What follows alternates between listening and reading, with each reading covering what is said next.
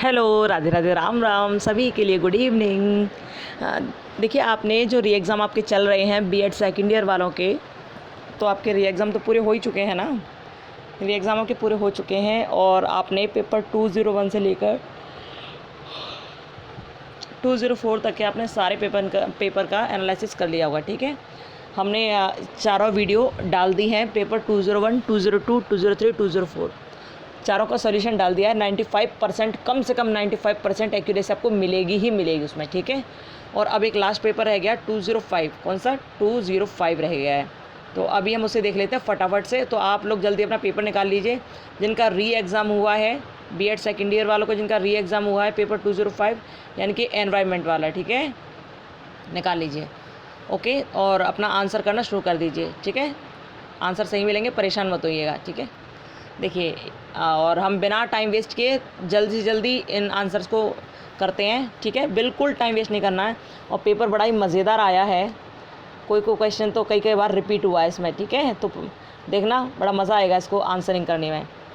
आपने री एग्ज़ाम नहीं दिया हो तो भी आप देखना। ओके, क्योंकि ये तो ऐसा क्षेत्र है, ये पर्यावरण तो ऐसा सब्जेक्ट है जो हम सबके सामने इसमें से क्वेश्चनिंग होती ही होती है। हर पेपर में, हर जगह पर पर्यावरण से तो प्रश्न पूछे ही पूछे जाते हैं। ठीक है, तो आप लोग जिसका री एग्ज़ाम था वो तो देखना ही देखना, लेकिन जिनका नहीं था वो भी देखना। ठीक है, चलिए चलते हैं।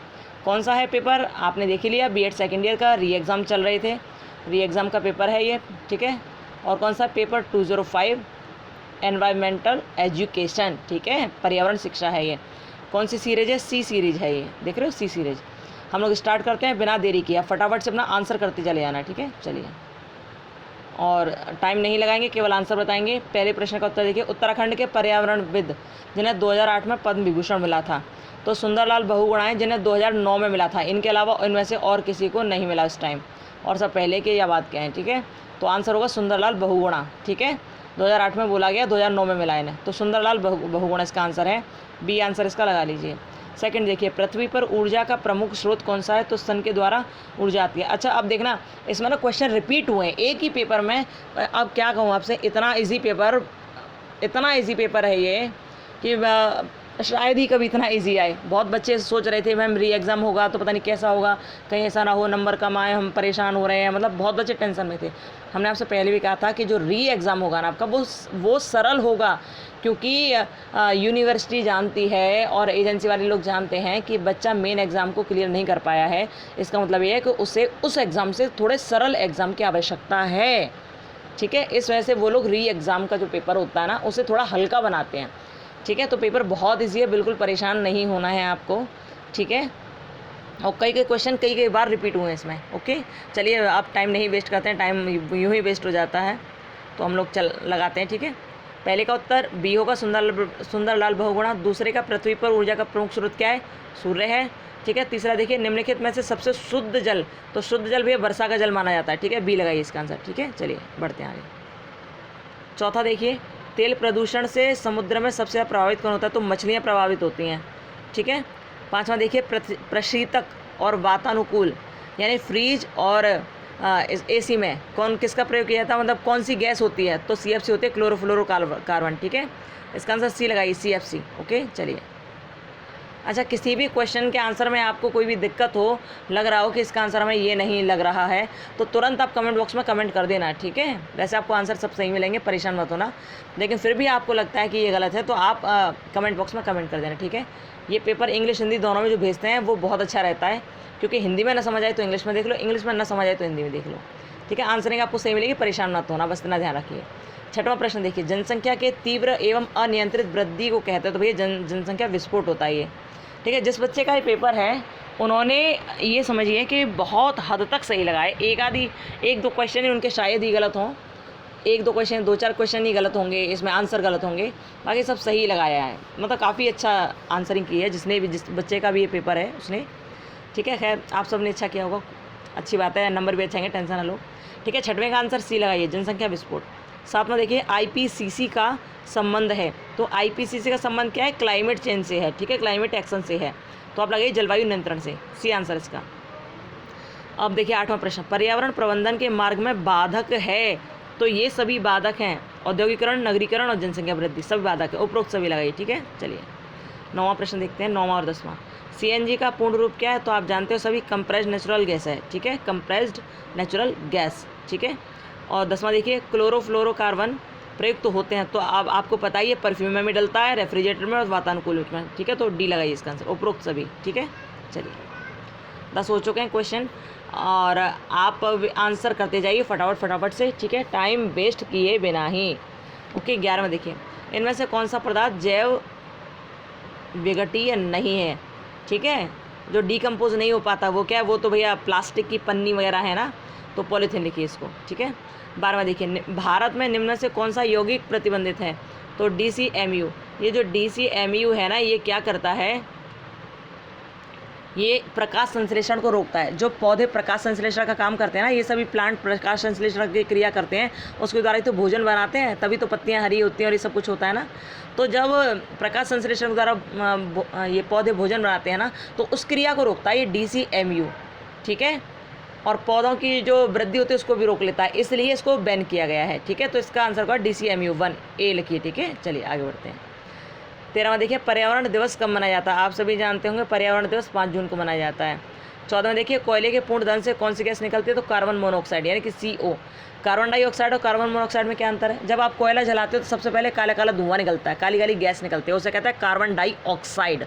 ठीक है, लेकिन जब कोयला जल जाता है ना, आप देखते हो अंगीठी में आपने कोयला जलाया होगा, अंगीठी में, ये चूल्हे में आपने कोयला जलाया, तो कोयला एक समय तो ऐसा आएगा कि खूब उसका धुआं निकलेगा, लेकिन धुआं जब बंद हो जाता है तो आपने देखा होगा कोयला लाल लाल दिखने लगता है, यानी अंगारा बन जाता है।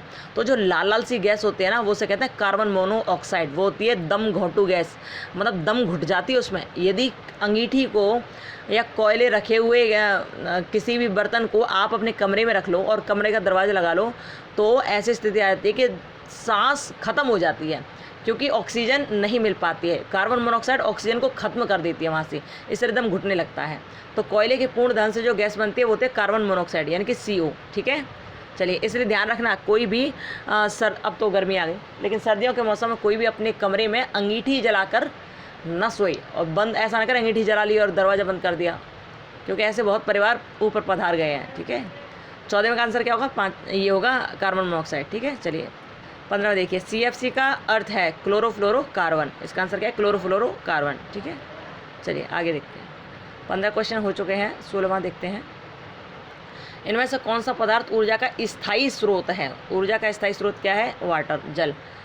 अब ये देखिए, धान के खेत से कौन सी गैस उत्पन्न होती है? मीथेन गैस उत्पन्न होती है, यानी कि B लगाइए इसका आंसर। अब देखिए, नष्ट हुए जंगलों में पौधों का लगाना कहलाता है। जो जंगल नष्ट हो गए ना, उनमें पौधों का लगाना कहलाता है वनीकरण। ठीक है, वनीकरण। चलिए आगे चलते हैं। 19वां देखिए, इनमें से कौन एक रबी फसल नहीं है? तो रबी की फसल चना, जौ, सरसों, सब है, चावल नहीं है। ठीक है, तो चावल इसका आंसर लगाइए। 20वां देखिए, लखनऊ गोमती नदी के किनारे स्थित है। किसके किनारे? गोमती नदी के किनारे। ठीक है, लगा लिया होगा, वेरी गुड। आगे चलते हैं। चिपको आंदोलन का संबंध किससे है? चिपको आंदोलन वन संरक्षण से संबंधित है। ओके, झूमिंग खेती सामान्यतः कहते हो, तो झूमिंग खेती आप जानते हो, झूमिंग कल्टीवेशन असम में पाई जाती है, यानी कि जो नॉर्थ ईस्ट के जो एरिया है ना, जो उत्तर की तरफ के जो पश्चिम उत्तर राज्य हैं, ठीक है, जो 7 सिस्टर्स वगैरह हैं, वहाँ झूम की खेती पाई जाती है। कहाँ पर? असम में। ठीक है, झूमिंग खेती कहाँ पाई जाती है? असम में। 23वां देखिए, पृथ्वी पर उपस्थित 97% जल कहाँ है? तो महासागरों में है। D इसका आंसर होगा। ठीक है, चलिए आंसर बहुत जल्दी कर रहे हैं, लेकिन जल्दी आप इसका लगाइए, वही अच्छा है। ठीक है, टाइम वेस्ट किए बिना ही।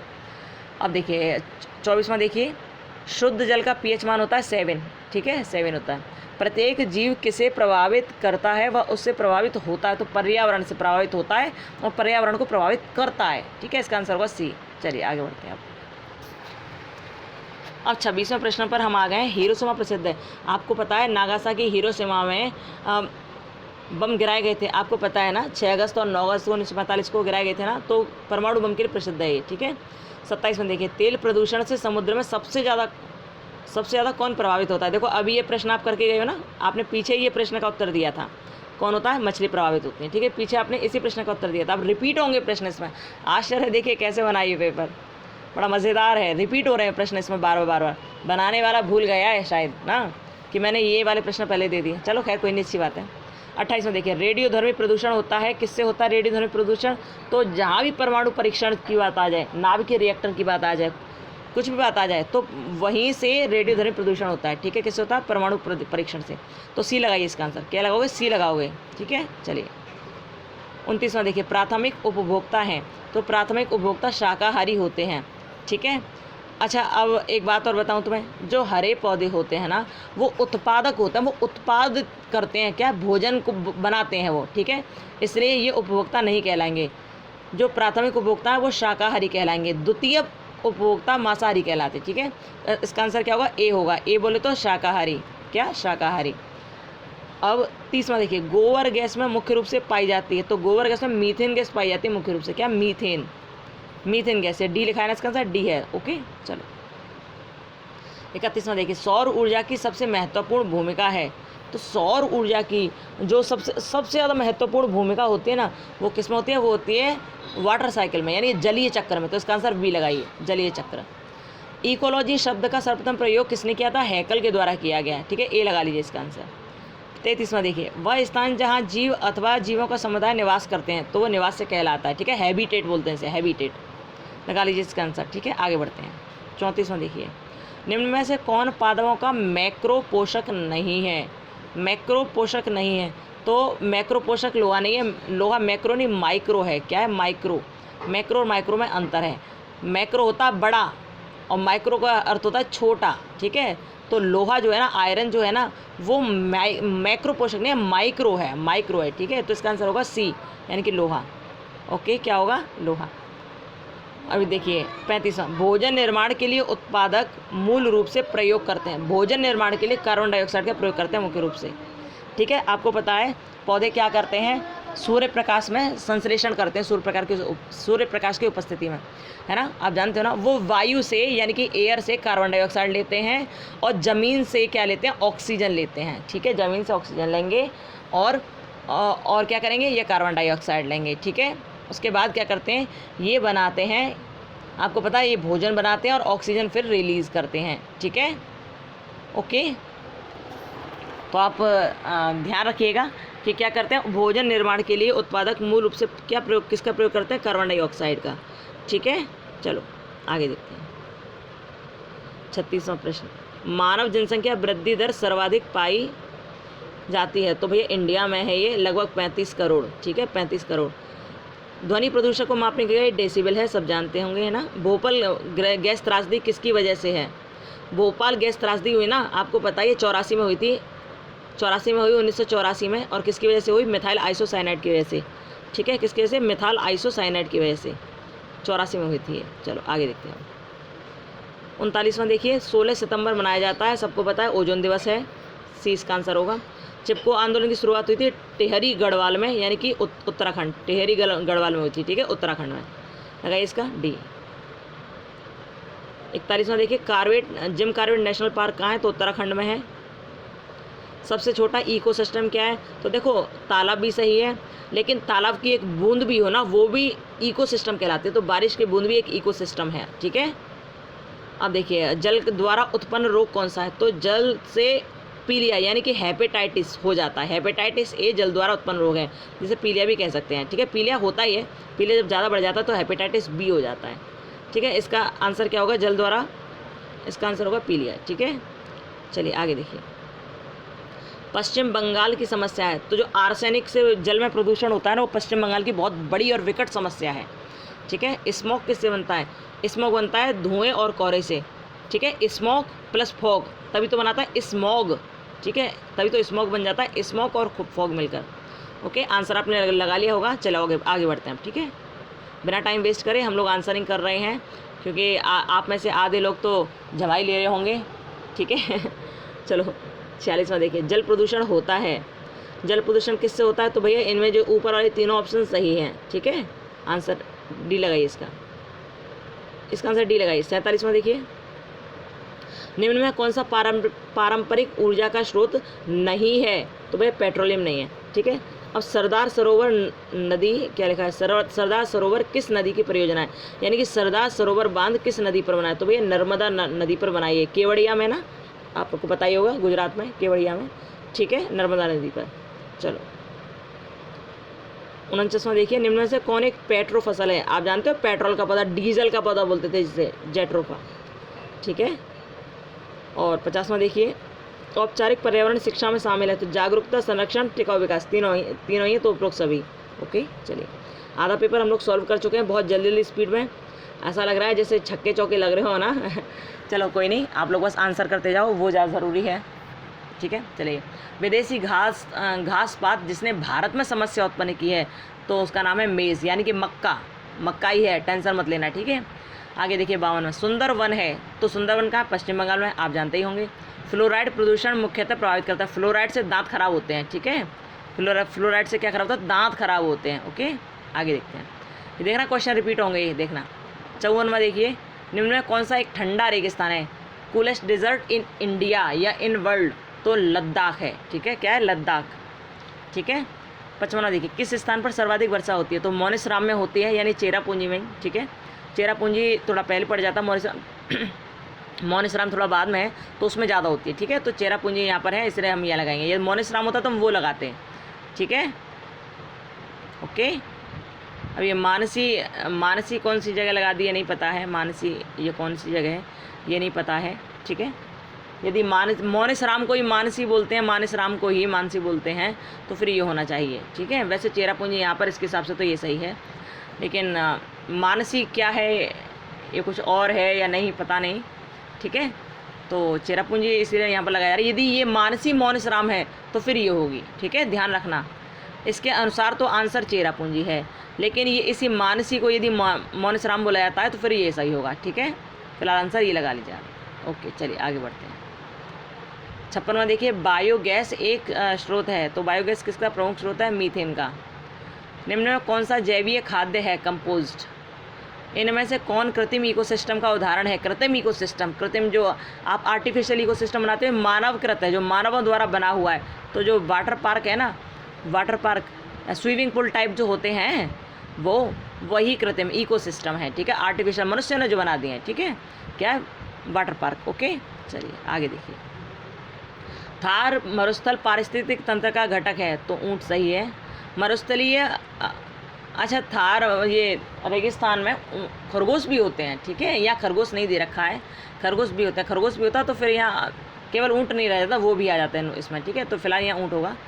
60वां देखिए, मरुस्थलीय मिट्टी में प्राय किसका अभाव होता है? तो मरुस्थलीय मिट्टी होती है, रेगिस्तान की मिट्टी, उसमें ह्यूमस नहीं पाई जाती, इसलिए पौधे जल्दी पनपते नहीं हैं, ठीक है। ह्यूमस उसमें नहीं पाई जाती। ओके चलिए, 61वां देखिए, वायु प्रदूषण का उदाहरण है, तो वायु प्रदूषण का जो उदाहरण है ना, वो अम्लीय वर्षा है, क्योंकि इससे सल्फर डाइऑक्साइड, नाइट्रोजन ऑक्साइड सब निकलता है, जो वायु को प्रदूषित करता है, ठीक है। 62वां देखिए, महानगरों में होने वाला धूम कोहरा, वही स्मॉग, अभी जो बताया, किसका परिणाम है? तो स्मॉग एयर पोल्यूशन, ठीक है, यानी वायु प्रदूषण। 63वां देखिए, अदृश्य प्रदूषण है, तो अदृश्य प्रदूषण होता है वो ओजोन क्षरण है, ठीक है। अदृश्य प्रदूषण से क्या होता है? ओजोन का क्षरण होता है, वो हमें दिखाई नहीं देता लेकिन होता है, ठीक है। जो अंटार्कटिका पर बहुत बड़ा छेद हो गया है ना ओजोन की परत में, ठीक है, ओजोन क्षरण। आगे देखिए, नगरों में जल प्रदूषण का प्रमुख स्रोत है, नगरों में, तो नगरों में जल प्रदूषण का प्रमुख स्रोत ये है इंडस्ट्रियल जो वेस्ट होता है ना वो, ओके, औद्योगिक अपशिष्ट। 65वां देखिए, लगातार गहन कृषि से होता है। जब आप लगातार गहन कृषि करते रहते हो ना, तो पता है क्या होता है? मिट्टी की उर्वरकता खत्म हो जाती है, वो घटना शुरू हो जाती है, और फिर एक समय ऐसा आता है कि मिट्टी बंजर हो जाती है, भूमि बंजर हो जाती है। तो क्या होगा? मिट्टी की उर्वरकता का घटना, ठीक है, मिट्टी की उर्वरकता का घटना 20 का आंसर होगा। ओके चलिए, 66वां देखिए, महानगरीय कूड़ा करकट पर आधारित जैविक खाद्य संयंत्र है, तो ये अहमदाबाद में है। जल में फ्लोराइड की मात्रा अधिक हो जाती है। देखो अभी पीछे आपने वाला प्रश्न देखा था, हमने कहा था कि दांत वगैरह खराब हो जाते हैं, तो उसी से रिलेटेड ये प्रश्न है। जल में फ्लोराइड की मात्रा अधिक हो जाने पर कौन सा रोग होता है? तो फ्लोरोसिस होता है, जिससे दांत खराब हो जाते हैं, ठीक है। 68वां देखिए, ठोस अपशिष्टों के कारण होता है। ठोस अपशिष्ट के कारण भैया जल, वायु और भूमि सब तरह का प्रदूषण होता है, ठीक है। इसका उपरोक्त सभी लगा लीजिए, डी लगाइए इसका आंसर, ठीक है। आगे देखिए, पर्यावरण प्रबंधन के मार्ग में बाधक हैं, तो ये सभी डी लगाइए इसका आंसर, ठीक है। औद्योगिकरण, नगरीकरण, जनसंख्या वृद्धि सब हैं इसके कारण, ठीक है। 70वां देखिए, भारत की राष्ट्र नदी है गंगा। ओके चलो आगे बढ़े, वेरी गुड। बहुत नींद आ रही है ना? हाँ सबको आ रही है, हमको भी आ रही है। चलो आगे देखिए, गंगा एक्शन प्लान में सम्मिलित नहीं है, नहीं है, इसको देखा करो, नहीं है, ठीक है। तो उत्तर प्रदेश, बिहार और पश्चिम बंगाल ये सम्मिलित है, लेकिन झारखंड इसमें सम्मिलित नहीं है गंगा एक्शन प्लान में, ठीक है। तो आंसर क्या होगा? सी। सरदार सरोवर बांध किस नदी पर है? थोड़ी देर पहले ही देखा था ना, हमने कहा था कहाँ पर, केवड़िया में बताया था ना, केवड़िया गुजरात में, नर्मदा नदी पर सरदार सरोवर बांध, ठीक है। देख लो रिपीट हो रहे हैं क्वेश्चन, कितना इजी पेपर इन्होंने दिया है, आश्चर्य है ना। देखिए, पर्यावरण प्रदूषण का सबसे बड़ा कारण क्या है? तो भैया जनसंख्या विस्फोट बहुत बड़ा कारण है पर्यावरण प्रदूषण का, ठीक है। जनसंख्या वृद्धि लगा लीजिए आप, इसका आंसर क्या लगाएंगे? जनसंख्या वृद्धि, ठीक है। आगे बढ़ते हैं। 74वां देखिए, ग्लोबल वार्मिंग का मुख्य कारण है भैया तापमान में वृद्धि, इसका मुख्य कारण है ग्लोबल वार्मिंग का। ग्लोबल वार्मिंग के लिए सर्वाधिक उत्तरदायी गैस कौन सी है? Gas carbon dioxide. Global warming के लिए सर्वाधिक उत्तरदायी गैस कौन सी है? कार्बन डाइऑक्साइड है, ठीक है। चलिए, आपको हो सकता है शब्द हमारे एकदम क्लियर नहीं सुनाई दे रहे हों, क्योंकि हमें भी आपकी तरह ही नींद की झमाई आ रही है, पता नहीं क्यों, बहुत ज़्यादा तेज, ठीक है। लेकिन पेपर बस सॉल्व होने वाला, टेंशन नहीं लेने का, ठीक है। 25 क्वेश्चन और रह गए हैं, उन्हें सॉल्व कर लेते हैं हम लोग, ओके। चलिए, धान के खेतों से बड़ी मात्रा में कौन सी गैस निकलती है? तो सब जानते हैं, मीथेन निकलते हैं ना। सर इसका पार्क कहाँ है? राजस्थान में है। लगाते जाओ आंसर फटाफट फटाफट। भारत में सबसे ज़्यादा साक्षरता वाला राज्य है केरल। विश्व में ऊर्जा का सबसे बड़ा स्रोत कौन सा है? सूर्य है। देखो ये भी रिपीट हुआ था, पहले हमने आपको बताया था, ये सूर्य। चलो आगे देखो, चिपको आंदोलन संबंधित है, ये भी रिपीट हुआ भैया वन संरक्षण से। मतलब 7-8 क्वेश्चन तो रिपीट हुए, यों के त्यों उतार के रख दिया इन्होंने, वन संरक्षण से, ठीक है। चिपको आंदोलन किससे संबंधित है? वन संरक्षण से, ये भी रिपीट हुआ है ना। देखिए, एक पर्यावरणीय समस्या है, लो फिर ये भी रिपीट हो गया। पर्यावरणीय समस्या क्या है? जनसंख्या विस्फोट, ठीक है। वैसे तो ये सभी हैं, लेकिन जनसंख्या विस्फोट बहुत बड़ा कारण है इसका। खरगोश है, तो खरगोश एक प्राथमिक उपभोक्ता है, क्योंकि ये पेड़ पौधों को खाता है, इसलिए प्राथमिक उपभोक्ता है, ठीक है। भारत में पर्यावरण संरक्षण अधिनियम कब लागू हुआ? 1986 में हुआ। कब हुआ था? 1986 में हुआ था, ठीक है। चलो, पर्यावरण कानूनों को लागू करने में बाधा है, तो एक बाधा सभी हैं, जितनी ऊपर लिखी है सब बाधा ही हैं, ठीक है। उपरोक्त सभी लगाइए। पर्यावरण का जैविक कारक कौन सा है? तो जैविक कारक वनस्पति हैं, बाकी सब अजैविक हैं, ठीक है। जैविक कारक वनस्पति है, इसका आंसर क्या लगाएंगे आप? वनस्पति, यानी कि बी, ठीक है। आगे बढ़े, हाँ जी बढ़ रहे हैं बिल्कुल। चलो, संपूर्ण पृथ्वी के कुल कितने प्रतिशत भाग पर जल है? तो आप जानते हैं 71% भाग पर। हरित क्रांति के किस क्षेत्र में आत्मनिर्भरता प्राप्त हुई है? खाद्यान्न फसल में, ठीक है। हरित क्रांति में खाद्यान्न फसल में आत्मनिर्भरता प्राप्त हुई है। पृथ्वी पर ऊर्जा का प्रमुख स्रोत क्या? सूर्य। ए भैया कितनी बार दोगे इसको? बार बार 3-4 बार तो रिपीट कर दिया, ये बार बार क्यों दे रहा है, पता ही नहीं है। मतलब एक पेपर में एक क्वेश्चन 6 बार देंगे क्या ये? बताओ अरे यार, आती कर देते हैं। 89 में देखिए, सर्वप्रथम पारितंत्र शब्द का प्रयोग किसने किया? तो टांसले ने किया था, ठीक है। पारितंत्र का प्रयोग टांसले ने किया था, ओके, ध्यान रखना। ये पेपर तो आपका बहुत ही ज़्यादा इजी आया, मतलब बहुत ही ज़्यादा गजब है, क्या ही कहूँ इसके बारे में, ठीक है। चलो आगे देखते हैं। जल, प्रकाश और तापक्रम पारिस्थितिक तंत्र के कौन से घटक है? तो ये अजैविक घटक हैं, ठीक है। कौन से? अजैविक घटक, लगाइए इसे, अजैविक घटक हैं। लो जी, अब आ गया 91वें प्रश्न में। ये वाला प्रश्न सही से नज़र नहीं आ रहा, लेकिन पढ़ते हैं। एक अविघटनीय प्रदूषक है, देखो ये वाला प्रश्न भी ऊपर पढ़ चुके हैं ना, जिसका विघटन ना हो सके, यानी कि जो डिकम्पोज ना हो चुके, वो क्या है? प्लास्टिक है, ठीक है। इसका आंसर क्या होगा? प्लास्टिक, ठीक है। ये भी हम पहले पढ़ चुके हैं ना, कुछ देर पहले ही इस प्रश्न को। 92वां देखिए, ध्वनि प्रदूषण के नियंत्रण के उपाय के रूप में वाहनों में प्रयोग करना चाहिए साइलेंसर, जो साइलेंट कर दे आवाज़ को, ठीक है। साइलेंसर जो साइलेंट कर दे आवाज़ को। आलू खाने वाला चूहा जो आलू ही खाता है, साग सब्जी पर निर्भर है, तो भैया वो तो प्राथमिक उपभोक्ता होगा ना। क्या होगा? प्राथमिक उपभोक्ता, ठीक है। 94वां देखिए, प्रकृति की सफाई करने वाले हैं, तो प्रकृति की सफाई ये करते हैं अपघटक और अपमार्जक, बोले तो डिकम्पोजर और स्कैवेंजर्स, ठीक है। ठीक है, आंसर क्या होगा? ये होगा इसका ये होगा। सबसे स्थायी पारिस्थितिकी तंत्र है, तो सबसे स्थायी जो पारिस्थितिक तंत्र है ना, वो किसका पाया जाता है? वो सागर महासागर का पाया जाता है, ठीक है। किसका? सागर का, ओके। चलो बस 5 प्रश्न और रह गए हैं, फटाफट से इन्हें और कर लो, ठीक है, फिर आराम से मस्ती में सोना। देखिए 96वां प्रश्न है, भूमंडलीय तापमान पर क्योटो प्रोटोकॉल के पारित होने का वर्ष है। भूमंडलीय तापमान पर 1997 इसका आंसर होगा, क्या होगा 1997, ठीक है। 92 में देखिए श्वेत क्रांति का संबंध है, सफ़ेद क्रांति किससे संबंधित है, कपास से यानी कि रुई से, ठीक है। 98 में देखिए राष्ट्रीय पर्यावरण अभियांत्रिकीय शोध संस्थान कहाँ है, तो भैया नागपुर महाराष्ट्र में है ये। राष्ट्रीय पर्यावरण अभियांत्रिकीय शोध केंद्र कहाँ है, नागपुर महाराष्ट्र में, ठीक है। आगे देखिए पृथ्वी का वह भाग जिसमें जीव रहते हैं तो वो जैव मंडल कहलाता है, ओके, जैव मंडल। बीओडी सूचक है जल प्रदूषण का। बीओडी क्या है आप जानते होंगे, बायोलॉजिकल ऑक्सीजन डिमांड, जो जल के प्रदूषण को देखती है, ठीक है, ओके। इस तरह आपके पूरे 100 प्रश्न कंप्लीट हो गए भैया। अब क्या है, अब आराम से इनको देख लीजिए आपके कितने सही हैं, और हमें जहाँ तक लगता है 45 से कम तो किसी के सही होंगे ही नहीं, ठीक है। कितने भी सही हों टेंशन मत लीजिए, आंसर यहाँ सही है, परेशान मत होइएगा, ठीक है। और भगवान करे आप बिल्कुल अच्छे नंबरों से पास हो जाएं, ज़रा भी आपको तकलीफ़ ना हो, ठीक है। चलो कल मिलते हैं।